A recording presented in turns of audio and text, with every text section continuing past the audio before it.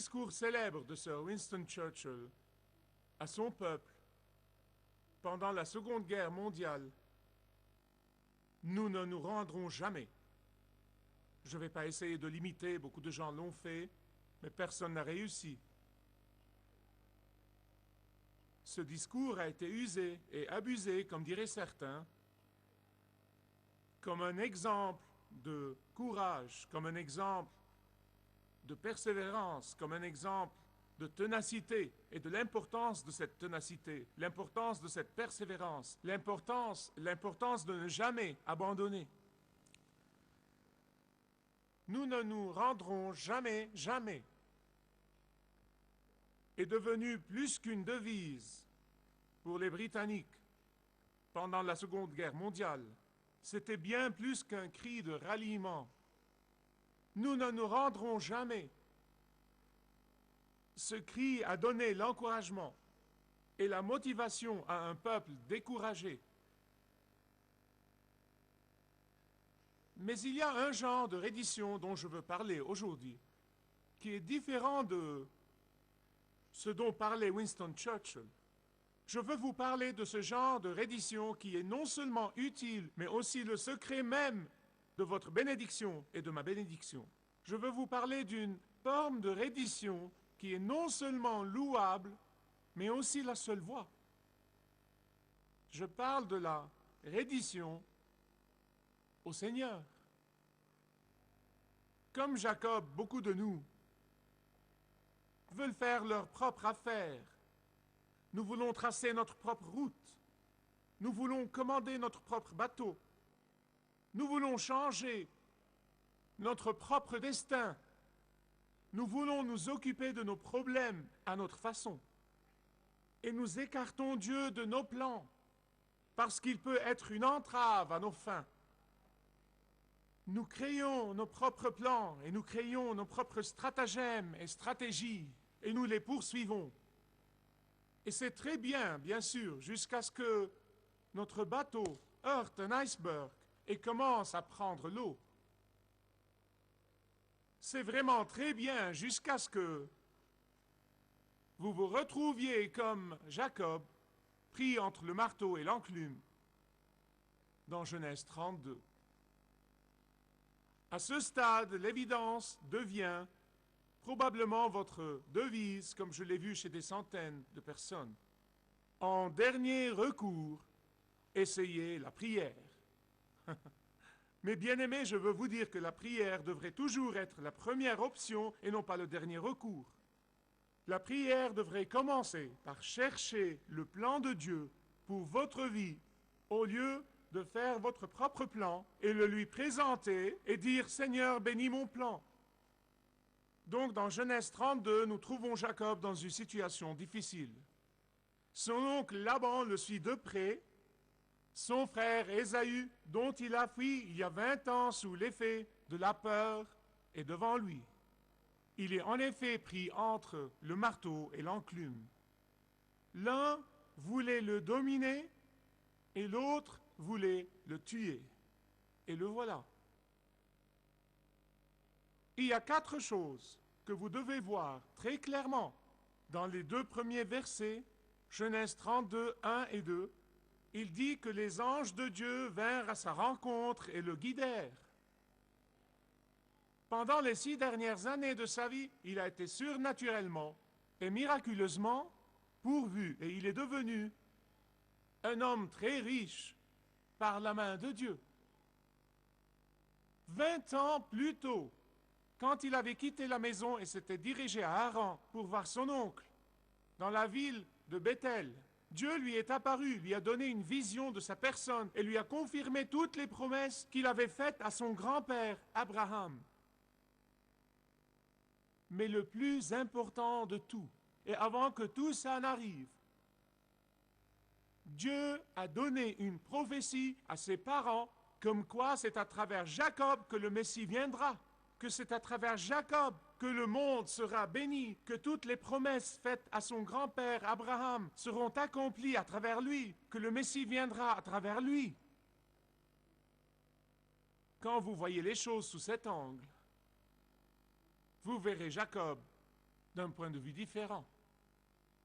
Car les 4 faits que je viens de partager avec vous, Jacob les a oubliés dans un moment de crise. Et je parie que ça vous arrive, et je sais que ça m'arrive à moi. La seule chose à laquelle Jacob a pu penser en temps de crise, c'était d'être terrifié. D'être terrifié. N'est-ce pas ce que nous faisons? N'est-ce pas ce que nous faisons quand un temps de crise ou une difficulté vient dans notre vie? Un temps d'épreuve vient dans notre vie. Une période difficile commence à nous toucher. Et vous savez ce qui se passe immédiatement? Tout de suite, nous laissons cette crise oblitérer toutes les évidences des bénédictions passées de Dieu.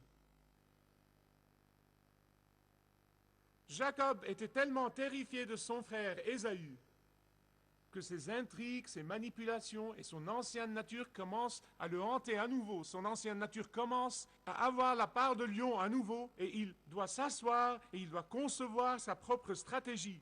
C'est vrai qu'il envoie une prière télégraphique au Seigneur, mais il doit trouver la combine lui-même, il doit faire quelque chose. Nous devons faire quelque chose. Êtes-vous passé par là?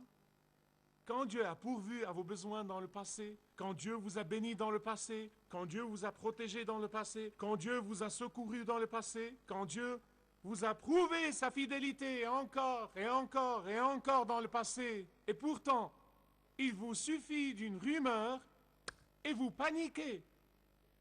Il vous suffit d'une information erronée et vous êtes effrayé. Il vous suffit d'entendre un mot basé sur un malentendu et vous êtes terrifié. Et quand vous vous trouvez au milieu des fêtes, vous commencez à paniquer, avant même de les vérifier. Eh bien, dans le verset 9 de Genèse 32, Jacob prie ses prières télégraphiques. Mais vous savez quoi? Au fond, si vous lisez le texte avec soin, il ne pensait pas vraiment que Dieu allait répondre à ses prières. Il ne le pensait pas, il a prié, il a dit, « Seigneur, je ne suis pas digne, Seigneur, tu as fait ceci, tu as fait cela, protège-moi de mon frère. » S'il avait dit, « D'accord, Seigneur, comment vas-tu me protéger? Montre-moi le chemin. J'ai confiance en toi. » Ça aurait été différent, mais il n'a pas fait ça. Savez-vous ce qu'il a fait? Il n'était pas sûr que Dieu allait répondre à ses prières. Je vais vous dire pourquoi dans une minute. Il se lance dans un mode de grande stratégie. Il se lance dans la planification, les intrigues. Que dois-je faire? Que dois-je faire? Que dois-je faire? Que dois-je faire? Oh, je me rappelle, il y a 20 ans, je me rappelle mon frère Ésaü. Il était avide, il était cupide. Oui, je me rappelle, il y a 20 ans. Non, mais je connais mon frère Ésaü. Il aime la satisfaction immédiate. Ce qu'il aime, c'est satisfaire son appétit. Je le sais, car j'ai acheté son droit d'aînesse pour un bol de soupe. Je sais ce que je vais faire. Et voilà ma stratégie. Je vais lui envoyer des cadeaux, et encore des cadeaux, et encore des cadeaux. Je vais le submerger de cadeaux pour qu'il m'accorde son pardon.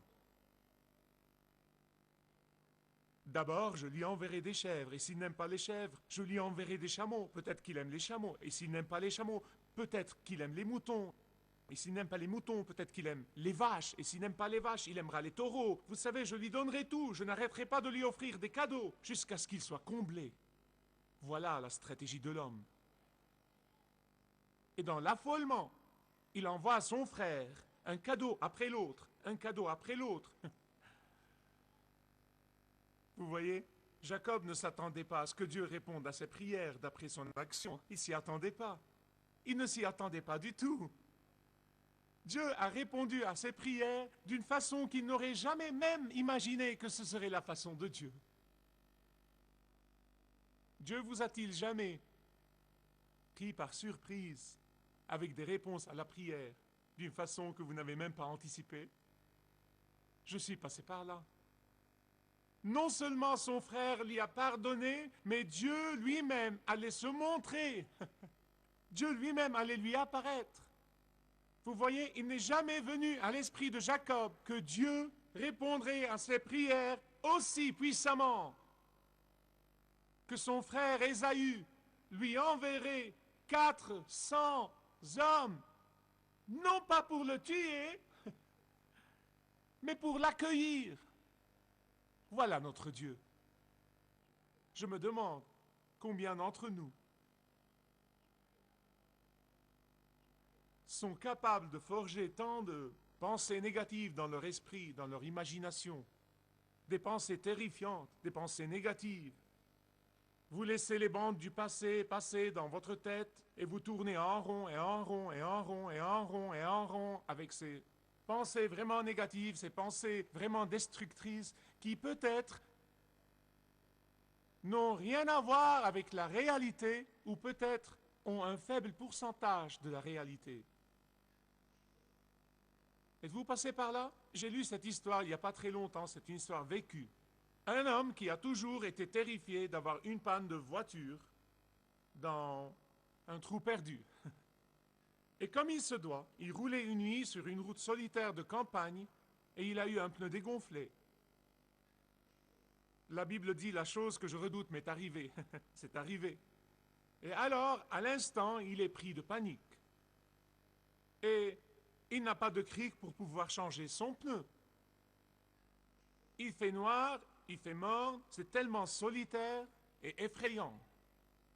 Il commence à regarder partout pour essayer de trouver un peu de lumière quelque part, un signe de vie dans cette nuit noire. Et effectivement, il voit au loin la maison d'un fermier, une lumière diffuse qui filtre. Il dit, eh bien, je vais faire le chemin à pied. C'est le seul moyen que j'ai. Impossible que quelqu'un traverse cette route. Donc, je vais aller à la maison de ce fermier et voir s'il a un cric à me prêter pour pouvoir changer le pneu.